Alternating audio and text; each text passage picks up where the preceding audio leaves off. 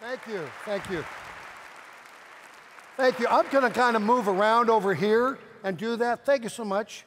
I talk about legacies. You and I both have legacies. And what terrific legacies we have. And you all have a great legacy also, going here to Liberty University, started in 1971. You know, I was walking in this morning to speak, and I walked past about, I think there was 3 students, and they're kind of talking about today and talking about different things. And one student was saying to one other, he said, you know, I have a father, and my father writes words on a piece of paper, calls it a poem, and they actually pay him $50 every time he does that. And another student said, well, wait a minute. He says, you know, my father writes words on a piece of paper and calls it a song, and he gets paid $100 every time he does that. And the third student said, well, wait a minute, I got you beat. He said, my father writes words on a piece of paper, calls it a sermon, and takes 8 people to collect all the money. I don't know if you can relate to that. But it's a pleasure and honor for me to be here at Liberty University and speak to you this morning. You know, I think so often, you know, what should I say with the audience that I'm talking to, and I look at what's going on in the world today, listen to the wonderful music that was just played and really getting us in the mood for God coming into our lives. And I think about my father and think about the things that he was able to accomplish, none of which he could have accomplished had he ever walked away from God. Because that's where my father actually lived. He really lived with the Bible, with God, and with his Savior. And he never forgot that. He didn't shove it down anybody's throat, but he lived what he preached. And that was so important to us as family members and to those people he would do business with, whether he was governor of California, president of the Screen Actors Guild, or ultimately President of the United States of America, dealing with world leaders like Mikhail Gorbachev and Lech Walesa, Václav Havel, Helmut Kohl, and of course, Margaret Thatcher and Pope John Paul. They knew that they could believe and take Ronald Reagan at his word. I learned that at a very young age myself. You heard Mr. Falwell talk about, you know, my father lowering taxes. He did that in 1981. And the way he was able to do it is because my father never believed in taking credit. One of the placards he had on his desk, and he lived by this, was there's no telling what a man can accomplish or where he can go if he doesn't worry who gets the credit. And in the world we live in today, we have too many people trying to take all of the credit and not sharing it, and therefore we end up where we are today, getting nothing accomplished at all. And Ronald Reagan, in order to lower taxes in 1981, had to work with a Democrat-controlled Congress. Imagine that today in Washington, anybody working with anybody. And the fact is, Ronald Reagan had to get a tax plan through a Democrat-controlled Congress with Tip O'Neill. And how did he do that? He did that by inviting Tip O'Neill to the White House and his wife. Tip O'Neill would go there to the White House, have dinner with my father. The next day, he would go to his office and say, I'm going to carry the legislation that's going to lower the taxes for the American people for this president. Imagine a Democrat saying that today to his chief of staff, or a Republican saying that today to his chief of staff. How did Ronald Reagan get Tip O'Neill to do that? Because his staff asked him, why are you doing this? How come you're going to carry this legislation? What did the president promise you? What did he say to you? And Tip O'Neill said very simply, the president never talked about taxes at dinner all night long. He said, what did he talk about? He talked about the greatness of America, the goodness of her people, and how he and I working together can make it better for all. And before I knew it, I'm having a glass of wine with the president. We're telling Irish stories, and I'm going to carry the legislation. See, Ronald Reagan always began the negotiation where they agreed, not where they disagreed.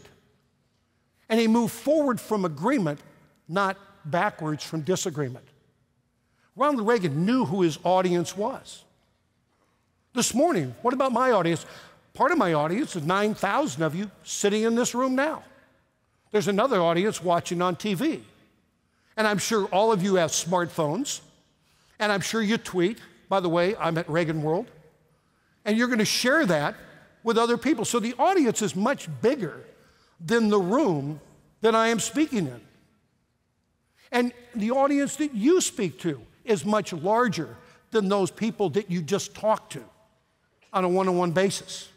Because as long as you've got a smartphone, it can go anywhere and everywhere. Ask Mitt Romney.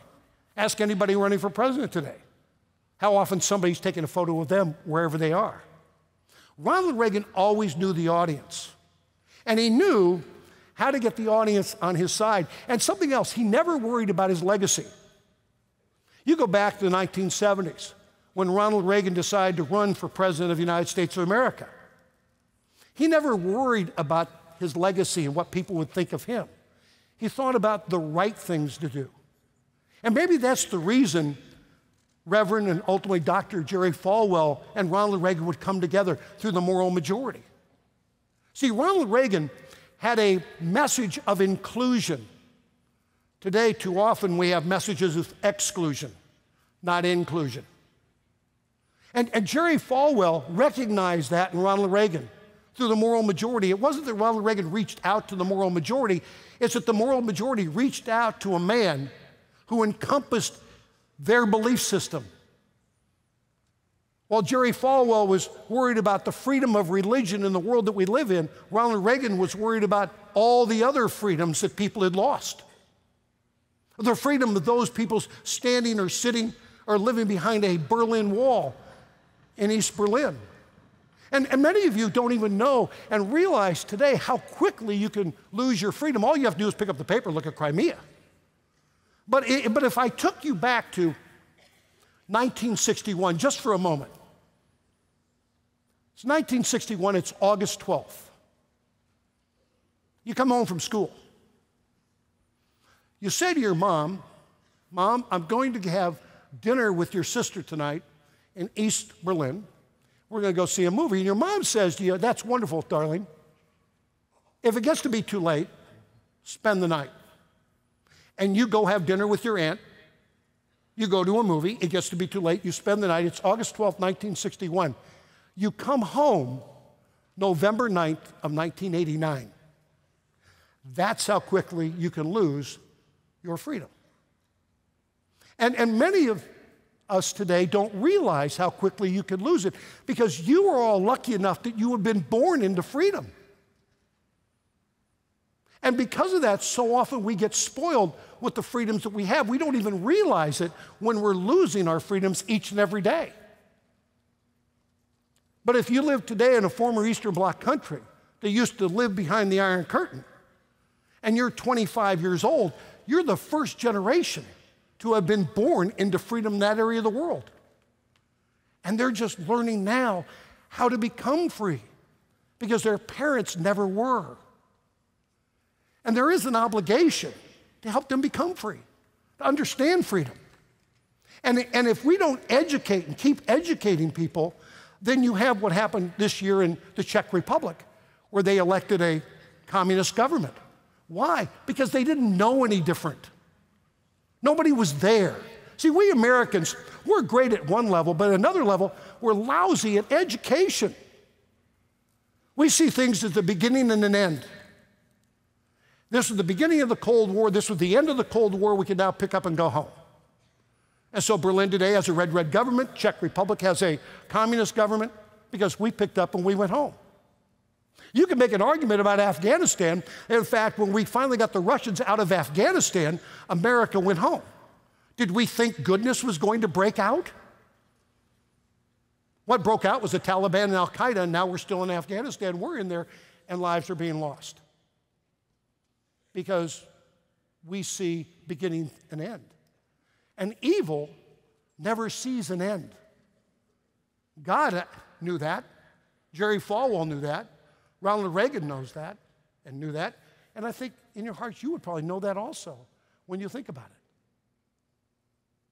And so you really have to understand who your audience is when you're out there, because the legacy that you have is the legacy of this university. When people look at you, you've got to understand, they would love to have you fail.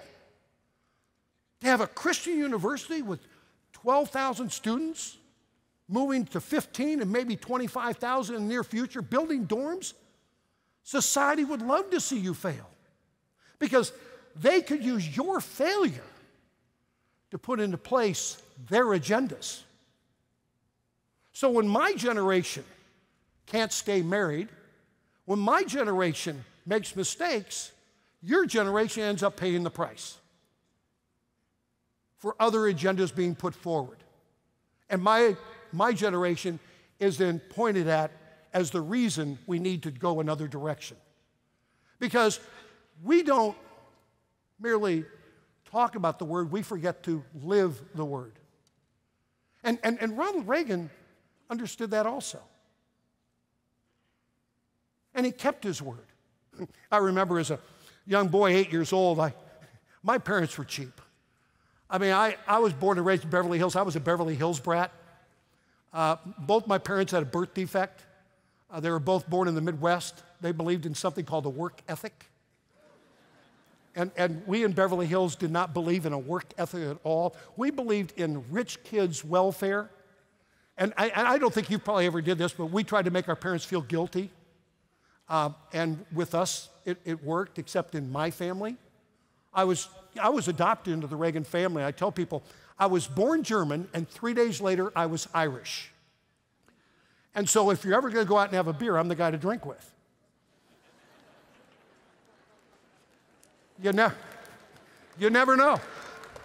You never know. Is the Irish going to come out or is the German going to come out? You just never know. And I don't know either. But I remember driving out to the ranch with my father, who picked me up on Saturday, and we drive out to the ranch, and I decided to hit my dad up for a larger allowance. I said, Dad, I need a larger allowance. I can't keep up with all the other rich kids from Beverly Hills. I'm only getting $1 a week. And my father is one of these people, maybe you know someone like this, and maybe you know someone like this also. I mean, if you asked my dad what time it was, he told you how the watch was made. Did you have a father like that? Yeah, that was my father. So you couch your questions. I asked him for a larger allowance. And for the next 20 minutes, I heard about the tax system in America.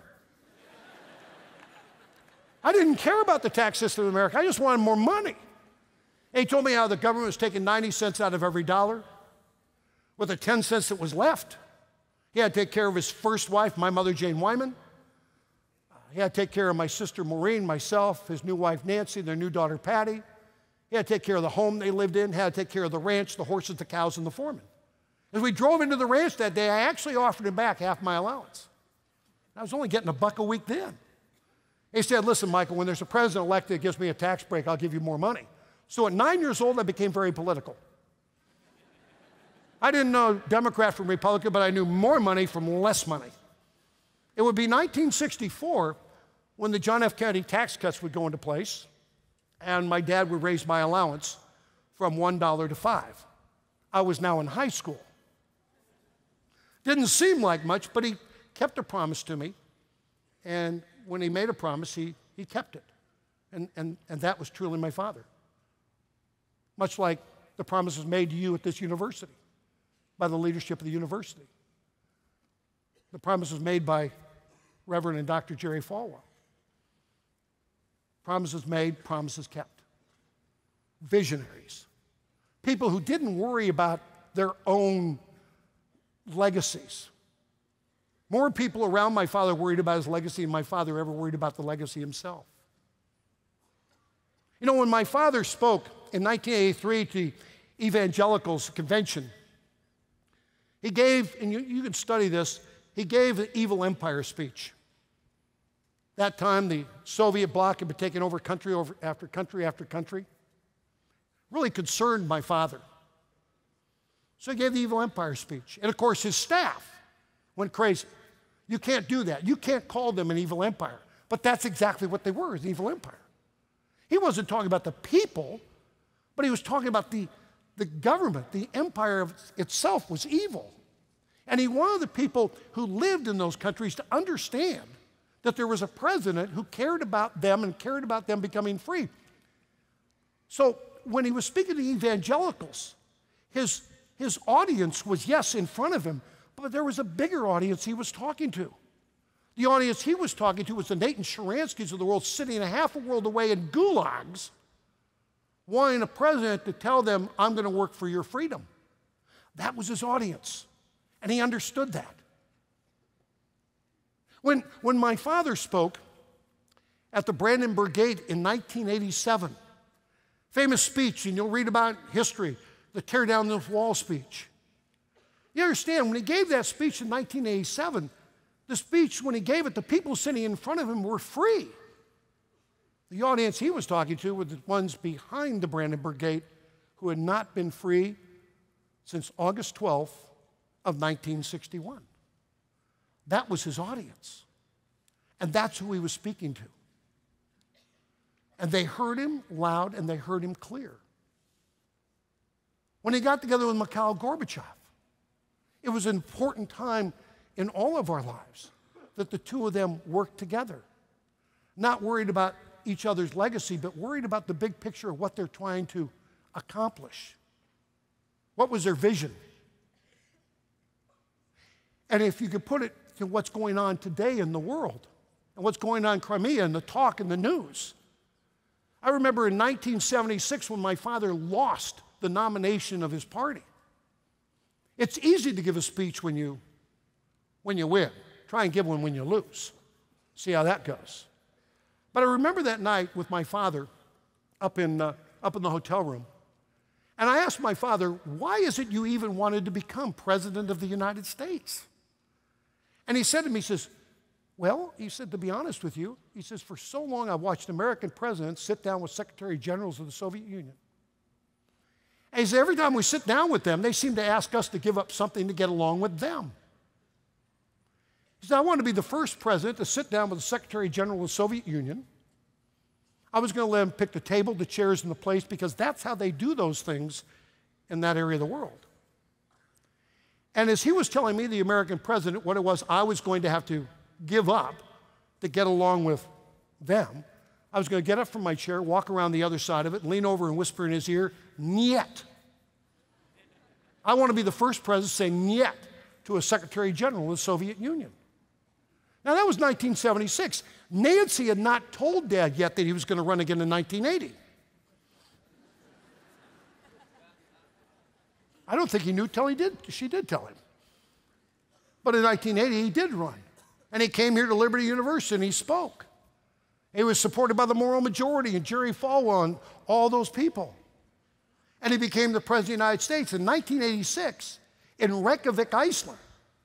He is called there by Mikhail Gorbachev. And everybody in my father's administration says, you've got to go there, you've got to sign a deal with Mikhail Gorbachev. This is your legacy, but Ronald Reagan wasn't caring about his legacy. And he went there, Mikhail Gorbachev said, if you want me to sign this agreement, this START agreement, you're going to have to give up SDI, you're going to have to give up Star Wars.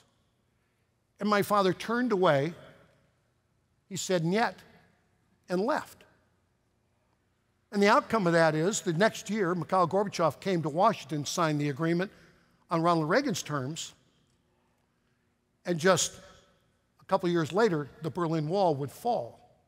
And even Mikhail Gorbachev wrote about in his book, it truly was the "niet" or the "no" heard round the world, because he understood then who Ronald Reagan truly was. Ronald Reagan did win the Cold War without firing a shot. You would hope that people in the world today in Washington, D.C. would learn from that how you can win a war without firing a shot if you do it correctly. But as I said in the beginning, my father could not have done any of it without truly going back to biblical principles and who he was. He accepted Christ when he was 11 years old, 1922. His mother raised him in the Assemblies of God. Now you know. Assemblies of God. My father would be a Sunday school teacher and would go on from there. But you know, every once in a while, God gives you wake-up calls. And he got his wake-up call on March 30th, 1981, when he would be shot by a would-be assassin.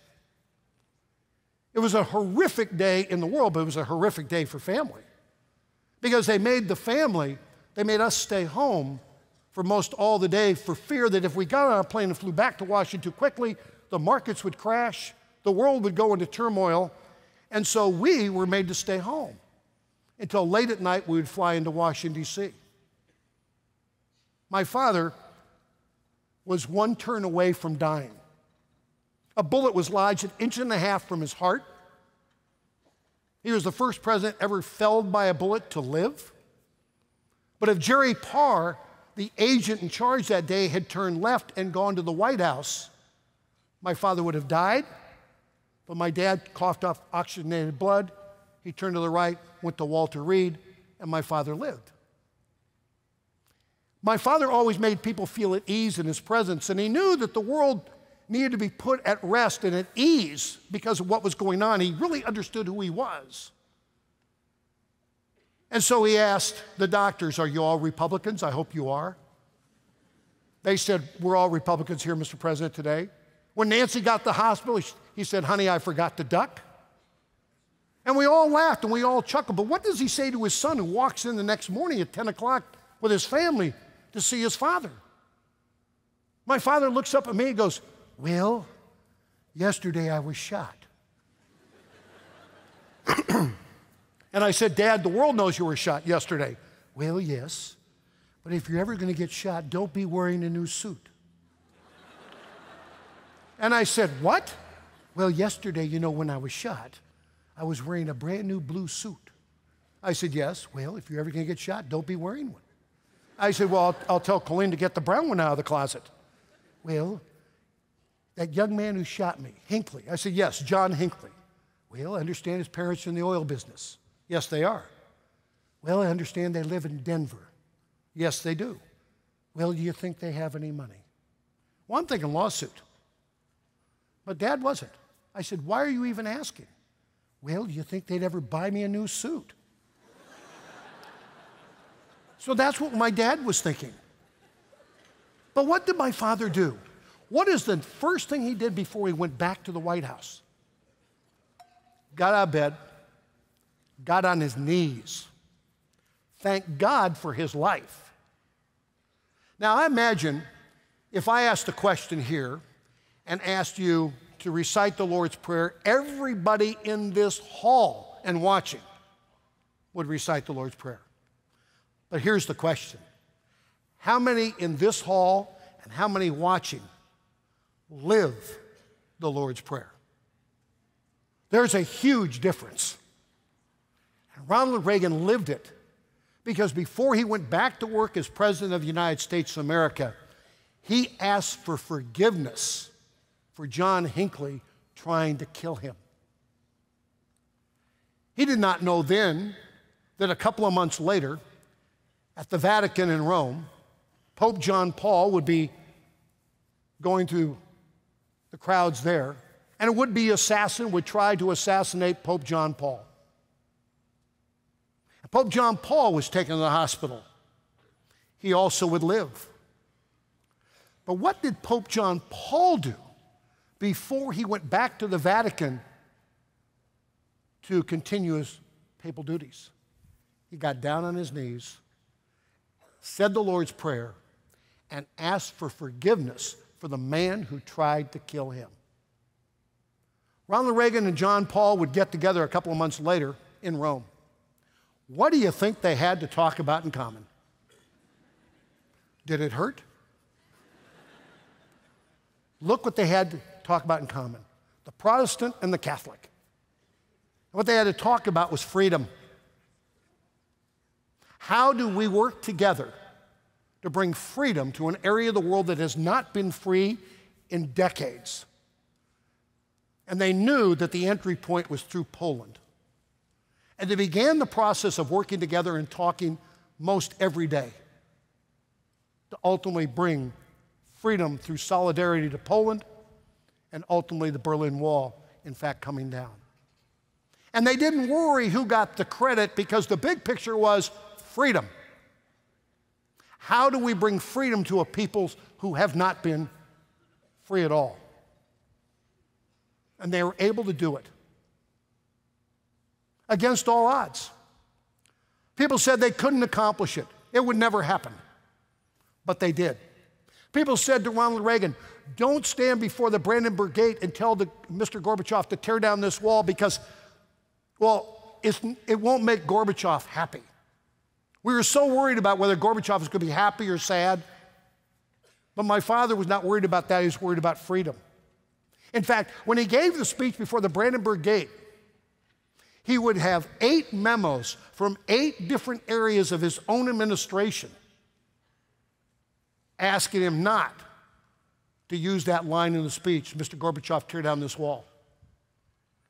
And in fact, in the rewrites and the rewrites and the rewrites and the rewrites of the speeches, they kept on taking out that paragraph.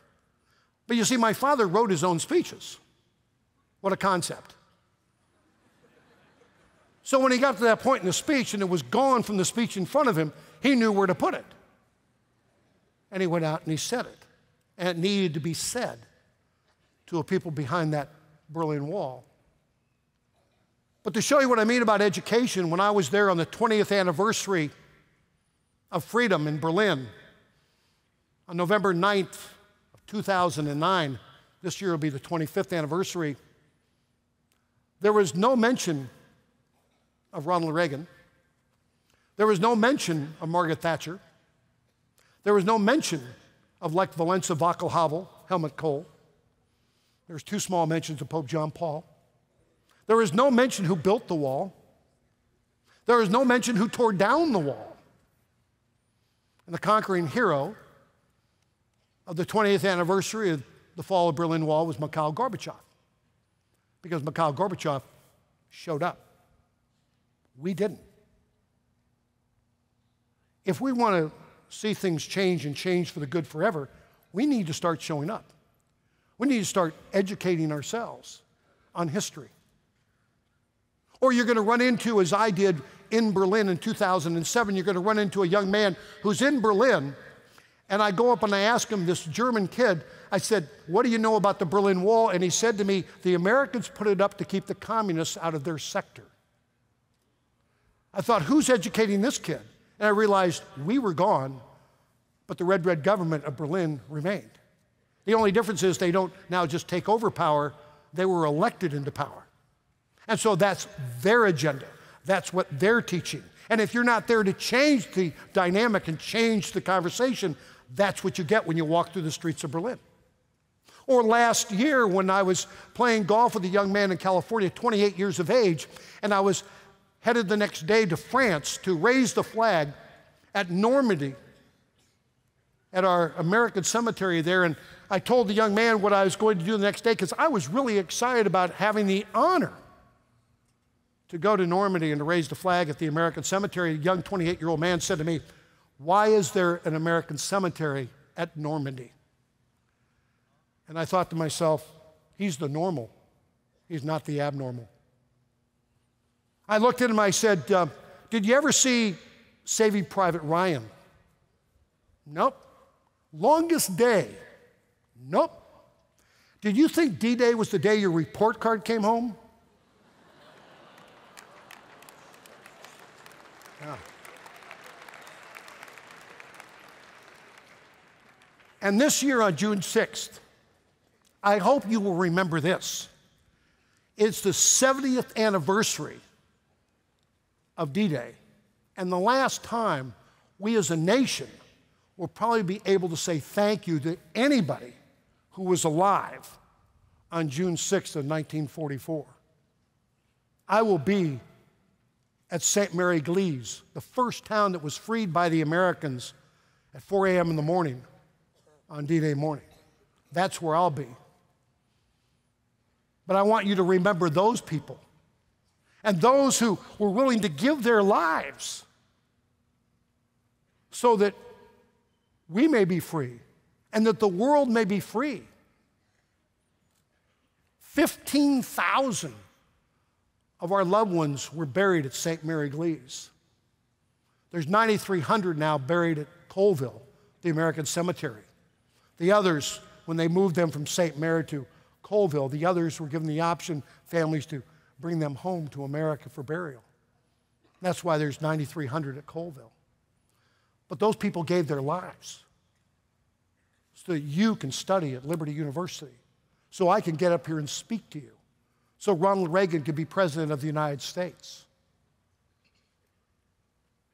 Ronald Reagan believed in looking at the whole of the person. He knew that we all sinned. He knew we all made mistakes. And he didn't hold it against people when they did. He embraced people. My own brother is an atheist. I'm a Christian. But my father was not concerned about my brother's politics. My father was concerned about my brother's soul. And that's what we should be concerned about. Each other's soul and who we are. Politics is something you can play day in and day out, and you can have your arguments, and sometimes they go nowhere. My God, I've got kids. But what about their souls? What about your soul? When I eulogized my father when he died 10 years ago this June, I remember telling an audience that day that I was one of the luckiest people on the planet, because as I stood there at the Reagan Library in Simi Valley, California, I stood there. I told the crowd of people that were there and the millions watching on television worldwide that the greatest gift my father gave me was the gift of knowing exactly where he was that day, that moment, that minute, that hour. I knew my father was in heaven. And I can't think of a better gift for a parent to give a child than the gift that my father gave to me. I also know that my mother is in heaven, Jane Wyman. The difference is she's 2 floors above him. See, my mother, Jane Wyman, was buried as a Dominican nun to the Third Order. And I don't care how good of a politician you are, you're never going to be above a nun in heaven. And that's where my mother is, looking down on my father and looking down on me. I have a legacy of being Ronald Reagan's son. And it's a burden to carry, as a burden for Jerry Falwell's son. But it's also should be a burden for you to carry and understand the exact legacy that you are carrying, and how important it is that you live out your life based on the legacy of what you're learning here at Liberty University. And you go forth from here, truly as leaders in the world, that you don't fail, that you in fact do what Ronald Reagan did and Jerry Falwell did. You don't let the people in the weeds determine your agenda for the rest of the day and the rest of your life. But you keep focused, as my father did, on on God, or Pope John Paul on God, or Jerry Falwell on God, or the leadership at this school on God. Because my father, when he got down on his knees, he rededicated his life and rededicated his presidency to his Lord and Savior, Jesus Christ, and began anew his presidency on that morning, on that day. And the world became blessed by it. And millions of people ultimately went free to be able to go to their homeland, go back to Israel, repopulate Israel. 1.4 million refuseniks be able to go home. And Ronald Reagan didn't care what Time magazine said. He didn't care what Newsweek magazine said. He didn't care about the Washington Post. He didn't care about the New York Times. He didn't get caught out there in the weeds, because the reality was his agenda was the bigger picture of freedom, that a world can live and enjoy the same freedoms that we enjoy today. My father said, freedom is never more than a generation away from extinction. It's not passed on through the bloodstream. It is to be fought for, it is to be protected, and passed on to our youth to do the same. And that all begins right here at Liberty University, because it starts with education. Don't ever stop learning. Thank you very much.